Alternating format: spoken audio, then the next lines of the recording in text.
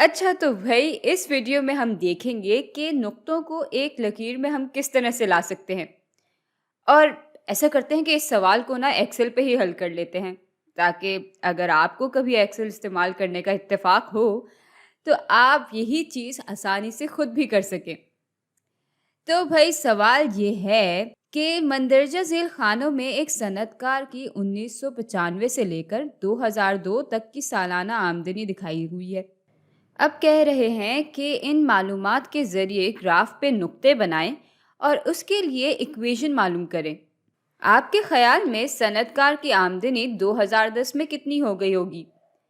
Equation में ढलान और वाई इंटरसेप्ट किस चीज़ की निशानदही कर रहे हैं? तो भाई इन्होंने एक साथ तीन तीन सवालात कर लिए हैं। और अब हम ज़रा अपना काम शुरू करते हैं। तो ये खाना बना लेते हैं 1995 के बाद से गुजरे हुए सालों को दिखाने के लिए। और यहाँ हम सालाना आमदनी को लिख लेते हैं। अब 1995 पे तो सिफर साल गुजरे होंगे, तो यहाँ सिफर लिख देते हैं। और उसके बाद से एक एक साल गुजर रहा है, तो यहाँ एक आ जाएगा, यहाँ दो, और फिर इस तरह से हम आगे तक इन सालों को दिखा देंगे। अच्छा, अब जब सिफर साल गुजरे यानी 1995 में आमदनी इतनी थी, अगले साल इतनी हुई, उससे अगले साल इतनी, और अब ऐसा करते हैं कि बाकी की मालूमात की इस तरह से नकल उतार के यहाँ पे ले आते हैं। सही। तो यहाँ भी 8 नुक्ते हैं और यहाँ भी हमारे पास 8 ही नुक्ते आ गए हैं। अच्छा, अब आप देखेंगे कि एक्सेल में ग्राफ बनाना कितना आसान है। हम यूँ इन सारी मालूमात को चुन लेंगे और फिर हम यहाँ इंसर्ट पे जाएंगे और हम इस स्कैटर प्लॉट के इंतखाब को चुन लेंगे। भाई स्कैटर प्लॉट की मदद से एक्सेल इस मालूमात को नुक्तों की शक्ल में दिखा देगा। और बस इसको जब हम चुनेंगे तो यूं हमारे पास इस पूरी चीज़ के लिए ग्राफ आ जाएगा। वाई एक्सिस पे आमदनी आ गई है और एक्स एक्सिस पे हमें 1995 के बाद से गुजरे हुए साल दिख रहे हैं। लेकिन हमारा असल काम इसके बाद शुरू होता है। भाई ये तो आपने देख ही लिया होगा कि अगर हम इन सब नुक्तों को जोड़ें भी, तब भी हमें एक तमीज़ की लकीर तो नहीं मिल रही होगी। लेकिन अब हम एक्सेल की मदद फिर से लेंगे और इस सारी मालूमात को एक लकीर में लाने की कोशिश करेंगे।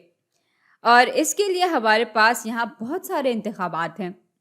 हम इनमें से किसी को भी चुन सकते हैं और मैं इस वाले को चुन लूँगी, क्योंकि यहाँ अगर आप गौर करें तो लकीर बनी हुई नज़र आ रही है और साथ ही साथ यहाँ एफ ऑफ एक्स भी लिखा हुआ नज़र आ रहा है, जिससे मुझे अंदाज़ा हो रहा है कि इसको इस्तेमाल करके हमारे पास लकीर की इक्वेशन भी आ जाएगी। चलें, देर किस बात की, इसको चुन ही लेते हैं। और भाई यूँ हमारे पास एक ही सेकंड में लकीर भी आ गई और इक्वेशन भी आ गई। तो ये लकीर इस तरह से हमारे सारे नुक्तों को साथ लेकर चल रही है, यानी ज़्यादातर नुक्ते इस लकीर में शामिल हो रहे हैं। अच्छा, तो अब इस लकीर की ढलान बराबर है 1882.3 के और वाई इंटरसेप्ट बराबर है 52,847 के।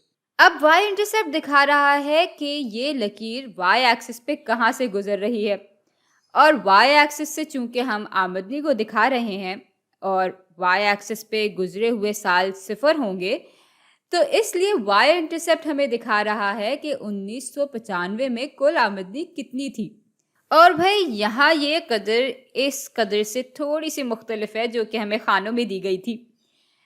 लेकिन चूंकि हमने ये लकीर कुछ इस तरह से बनाई है कि ज़्यादा से ज़्यादा नुक्ते इस लकीर पर आ सकें, इसलिए अगर इकदार थोड़ी बहुत ऊपर नीचे हो भी रही हैं तो उसको हम जाने देंगे। अच्छा, तो अब ये सब करने का फ़ायदा ये हुआ कि हमें इतनी बड़ी बड़ी और उलझी हुई इकदार के लिए भी इक्वेशन मिल गई और इसकी मदद से हम x की किसी भी कदर के लिए y की अंदाज़न कदर मालूम कर सकते हैं। तो अब जैसे सवाल में हमसे पूछा गया है कि 2010 में इस सनतकार की सालाना आमदनी क्या होगी, तो ये हम बहुत आराम से इस इक्वेशन से मालूम कर सकते हैं। अब 1995 से 2010 तक पहुंचते पहुंचते कितने साल गुजर गए होंगे? भाई ये साल था 1995, ये 1996 और फिर हम यूं ऐसे करके 2010 तक पहुंच जाएंगे। और अब बिल्कुल यही चीज़ करके हम ये मालूम कर लेते हैं कि तब से 2010 तक कितने साल गुजर चुके हैं। तो भाई 1995 से 2010 तक कुल 15 साल गुजर चुके हैं। और अब ये जानने के लिए कि 15 साल बाद आमदनी क्या हो गई होगी, हम इस इक्वेशन को इस्तेमाल करेंगे और ये काम भी हम एक्सेल को ही करने देंगे। बस यहाँ हम यूं बराबरी का निशान लगाएंगे और 1882.3 तरफ x और x की कदर यहाँ पे 15 है। हम 15 भी लिख सकते हैं और इस वाले सेल को भी यूं चुन सकते हैं, जमा 52,847 यहाँ आ जाएगा।